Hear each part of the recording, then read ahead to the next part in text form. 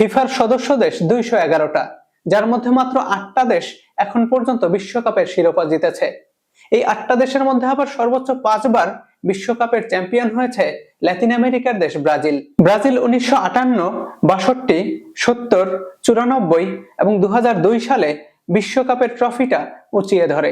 ব্রাজিলের পরে 4বার করে বিশ্বকাপের শিরোপাটা নিজেদের করে নিয়েছে জার্মানি এবং ইতালি। জার্মানি 1954, 74, 90 এবং 2014 সালে বিশ্বকাপের শিরোপা জেতে।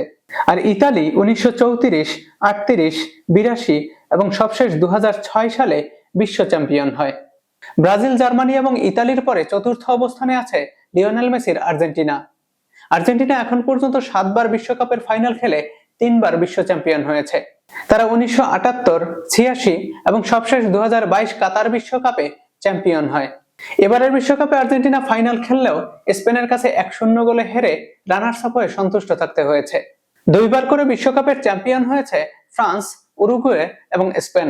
ফ্রান্স বিশ্ব চ্যাম্পিয়ন হয়েছে 1998 এবং 2018 সালে। আর বিশ্বকাপের উদ্বোধনী আসর 1930 সালে আর্জেন্টিনাকে হারিয়ে প্রথমবারের মতো বিশ্ব চ্যাম্পিয়ন হয় উরুগুয়ে এবং তারা দ্বিতীয়বারের মতো বিশ্ব চ্যাম্পিয়ন হয় 1950 সালে।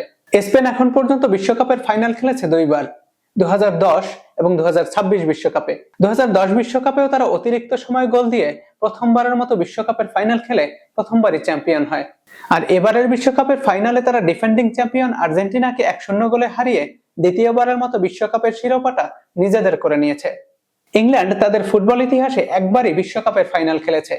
1966 বিশ্বকাপে ফাইনাল খেলে সেবারই তারা চ্যাম্পিয়ন হয়েছে। এছাড়াও নেদারল্যান্ডস 3বার বিশ্বকাপের ফাইনাল খেলে 3বারই রানার্স আপ হয়েছে। চেকোস্লোভাকিয়া ও হাঙ্গেরি 2বার করে বিশ্বকাপের ফাইনাল খেলেছে। প্রতিবারই তারা রানার্স আপ হয়ে সন্তুষ্ট থাকতে হয়েছে। সুইডেন এবং ক্রোয়েশিয়া 1বার করে বিশ্বকাপের ফাইনাল খেললেও ওই সোনালী ট্রফিটা ছুঁয়ে দেখা হয়নি।